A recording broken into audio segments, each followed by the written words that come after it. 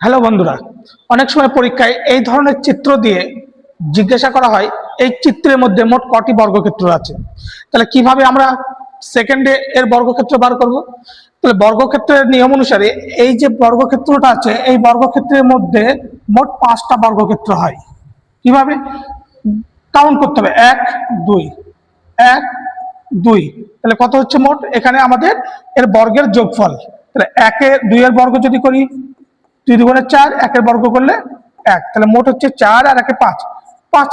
তাহলে এই ধরনের চিত্রে আমার বর্গক্ষেত্র থাকবে মোট 5টা। তাহলে এই ধরনের চিত্র মোট কটা আছে একটু কাউন্ট করে নাও।